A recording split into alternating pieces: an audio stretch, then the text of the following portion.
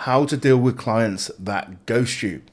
I'm going to cover this today from two aspects. Going to talk about this from the inquiry stage, when people ghost there, and when clients end up ghosting you as well. Now, if you guys like this sort of content, kind of educational, coach-based, service-based content, please make sure that you do follow the channel.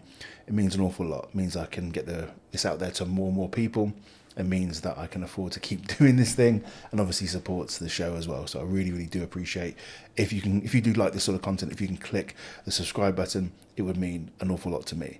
So we'll get into it. So this is something I put a video out on Instagram quite recently talking about the first one, like how people ghost during the inquiry stage, and I got a ton of questions, and it's something I speak to a lot of mentees about as well, because it is unfortunately part of the job.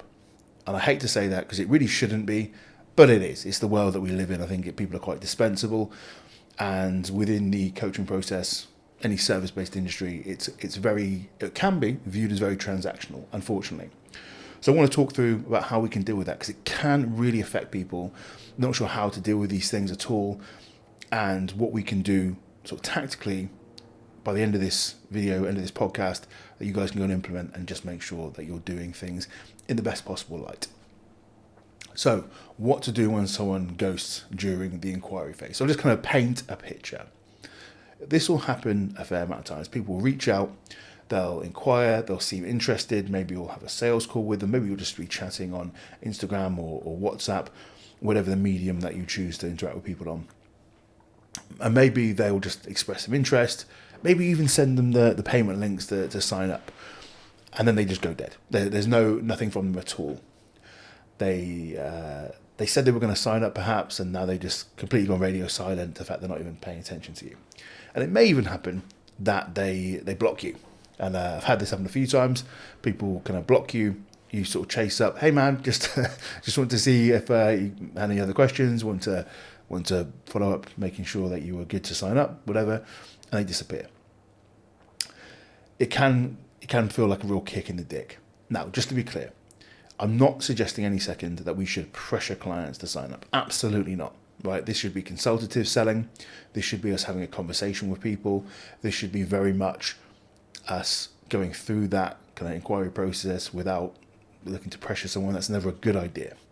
And number two, we should never be bringing the wrong clients in. Everyone should kind of be pre-qualified. We shouldn't really be getting people through a cold DM process whereby we're probably going to get the wrong people in. So this is on the presumption that the people that are coming into these situations, they're the right people, they're good guys generally, they haven't been pressure sold to. So we know that from a coaching perspective, from our point of view, we've done the sales process right. So just set the scene. Now, a lot of times, if someone does ghost you, it can leave the coach feeling like, what have I done wrong? They'll feel terrible, they'll start to second guess themselves. And perhaps, and I've had this before, people are like, you know what, I don't want to do this anymore. I don't want to put myself out there to get sort of kicked back. I'm just not going to do sales calls, not going to do these things. And that's a very poor idea. I can see why you'd feel that way, but it's a very poor way to do it. So I just wanted to provide some context and just some thoughts on that one, and how we can sort of tactically change our mindset to better serve ourselves, really. So just remember, this is not a bad thing. Right? Just because someone's ghosting you doesn't mean it's a bad thing. And that might sound a bit counterintuitive, because you're like, well, I've just lost potential money. This person's ghosted me. It feels like shit. Okay, let's ask yourself the real question. If someone cannot communicate, they're not willing to have an open discussion, they are at the first sign of any uncomfortability, they cease contact, they block you, is that someone that you want as a client? And I think if you ask yourself that in the cold light of day, without a financial implication to it, without any emotion to the situation, pure logic, you'd say, no, I absolutely do not want that person as a client. That sounds like a terrible client. Someone that can't have an upfront conversation, can't deal with any potential conflict, can't even say, you know what, I said I was interested. I said I wanted to sign up. But, on reflection, I actually don't want to do this. I don't think there's a single coach listening to this that would say they kick off about that. Is that the sort of thing you'd be like, listen, you said you were going to pay, you got to pay. I'll send the boys around to get the money. You're not going to do that. You're going to be like, okay, completely understand, bit of a shame, but by all means, it's your money, you can spend it how you like. Is anyone going to have a problem with that? No. if someone's going to assume there's an issue and their first port of call is ghost, block, refuse contact, run away, you don't want that person as a client in the first place.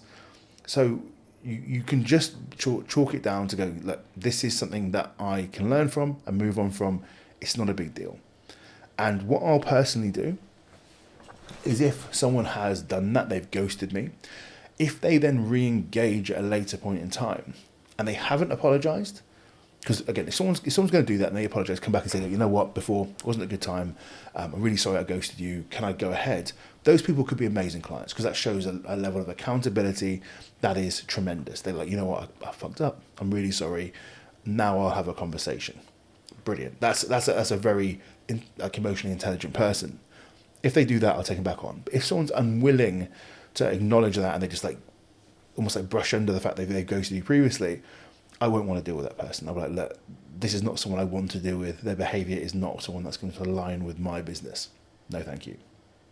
So it's actually a good thing. If someone's ghosted, it doesn't feel like that at the moment. And I'm not going to lie, it feels pretty terrible. It happened to me.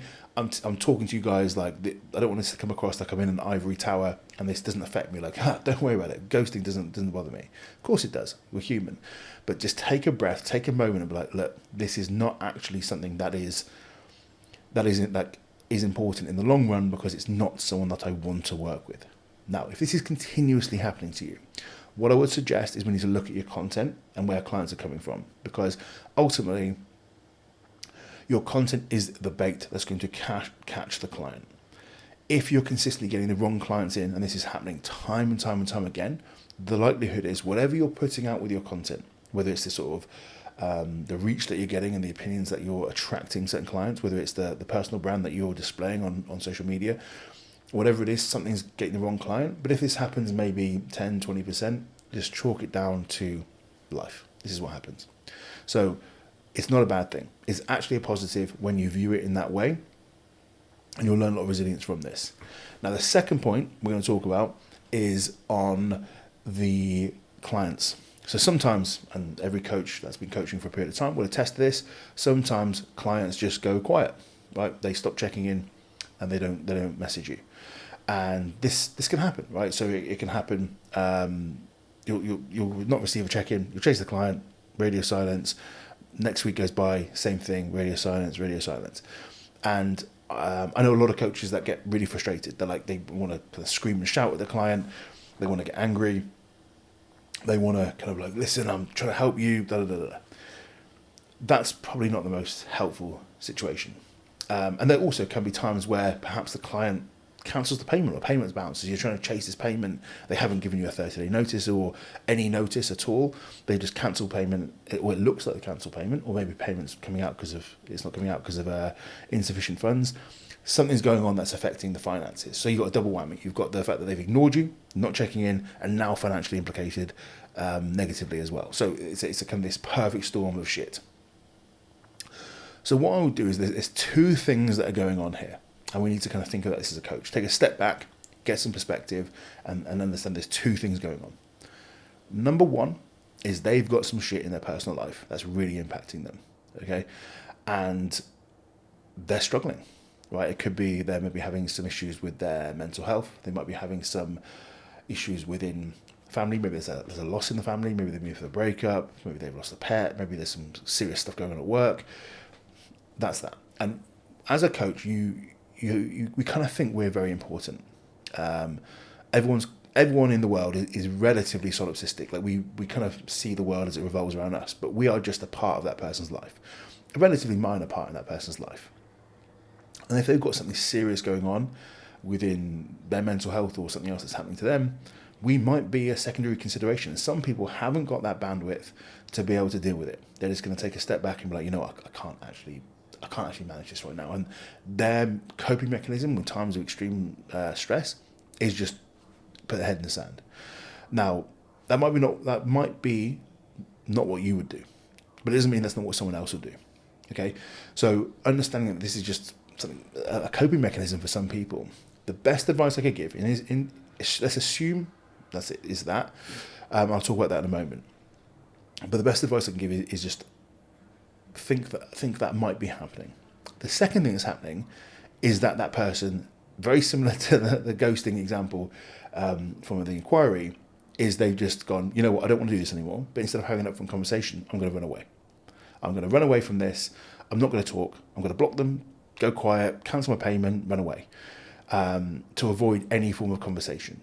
And again, it seems silly because if someone says, look, I want to cancel coaching, provided they're going through the terms that you signed someone on, notice periods, etc., is anyone going to really have a problem with the client leaving? People leave, right? I'm not going to be coaching my clients when I'm in a care home. I hope not, so it's gone seriously wrong. But people are going to leave. Coaches, we're not going to mind that. What's the worst that we're going to give someone? We're like, okay, really nice working with you, really glad to see you leave, but I understand that people do. So it's never a bad situation. If someone's choosing to run away because of that, that speaks volumes about them. Now, in those two situations, you are always better off thinking the former than the latter for two reasons. One, you're thinking the best at people. It's a positive thing. I'm going to fall forward positively rather than fall backwards negatively. It means you can have certain actions. So you can follow that up saying, hey man, really sorry to hear that I think that something might be going on with you. I'm hoping that you're okay. Hope that you are all right. I'm here if you need to talk. And I've had this numerous times where I'll just be sending messages on a weekly basis. Hey man, just wanted to let you know I'm here if you need to talk. Hope everything's okay. Obviously you are going quiet. I don't want you to think there's any pressure, but if you do want to check in, please let me know. I'm here if you want to talk. Okay? And consistently have this message. Because if you do that, right, it's always better to think of people in a positive light than a negative light, but you're also going to be sort of letting them know that you're there for them. And I've had it times where someone's not reached out for maybe a month or 2 months, and all of a sudden they've messaged me saying, hey man, I was having a really, really tough time, and now I'm okay, but I want to apologise and let you know. Had I responded negatively, like you're a dick, you haven't messaged me, and maybe assumed the worst of that person to start with, they wouldn't have done that. And they would have probably felt very, very isolated, because every single time that someone's done it, they're like, thank you so much for keeping messaging me. It meant a lot, but I didn't have the bandwidth to deal with it. And you're always better off assuming the best of people in this scenarios, like I say. Maybe it's not. Maybe they are a dick, right? But you'll find out at some point, sooner or later, when they message, if they message. And maybe you're not going to get closure. It's like when people look for closure in a relationship. Oh, I need to get closure. Maybe you're not going to get it. But I'd always rather be positive for people than others. But like I say, if someone does decide that they are going to ghost you and that's their approach, and I've had people do it before, like block me, ghost me, cancel payments. I've had people cancel and I've had them block me, and then I've had them ask for a refund from Stripe, and it's given it to them despite my cancellation policy. And I'm like, you know what? I kind of like, as much as it's frustrating, I kind of laugh because I'm like, I don't want to work with people like that. That's not the people I want to work with. And I'm very, very lucky that 99% of every single interaction I've had with people has been extremely positive.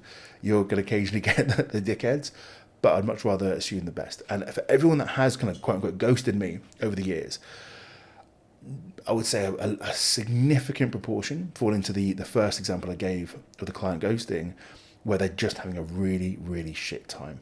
And they've come back to me eventually, and we've had a conversation. We just carried on as normal. And I'd always encourage people just to fall into that mindset. So you've got your two examples there. You've got the one example of an inquiry ghosting. That's a good thing. Don't even worry about it. Two, the example of a client ghosting, where it's either them having a really tough time or they're a dick. Always assume they're having a tough time. Encourage, help them, reach out. Empathy is always going to be a great thing. And if it turns out that they're just a dick, you've acted positively, you've acted like a good person, you've acted like the coach that you want to be, and all's well that ends well. So there's no downside here at all for you. It just is the case of managing your emotions and your service and your approach as a coach, which is going to help you out tremendously with every interaction that you have. So hopefully this is helpful, guys. Hopefully you get a lot from this. So like I said at the start, if you find this sort of content helpful, either the business or the service of coaching, please make sure you do subscribe to the channel. It means an awful lot to me. It allows me to carry on doing this and getting a reach. And if you do find this sort of coaching content helpful, I do have my academy, which is a Strom Coaching Academy. I'll put the link in the description below so you can check that out. That's my academy I created for coaches who want to be able to become better coaches, deliver better service, get better results and relationships with their clients, and also build a better business. That's $50 or $60, depending on the time you listen to this, per month. Incredible resource, if I do say so myself, and join the hundreds of guys that are already in there. I think you guys are going to get an absolute ton from this, ton of value, and I'm really, really proud, and I'm consistently working on this to have something that I wish I had when I started coaching as well. I've got a bunch of links to the sponsors, which I'll list. So Strom Sports, best sports supplement on the market. That's not easy for me to say. We've got Thoroughbred Labs, which are the best peptides available. We've got Physique Collective, which is my business partner Joe's education website for PDs, training, nutrition. There's nothing else like it on the internet at this price point. It's phenomenal. And this has recently moved over to school. So check that out if you want to improve your knowledge on those aspects. And ultimately, if you enjoy this sort of stuff, I look forward to seeing you in the next video. Thank you for your attention, guys, and I'll see you soon.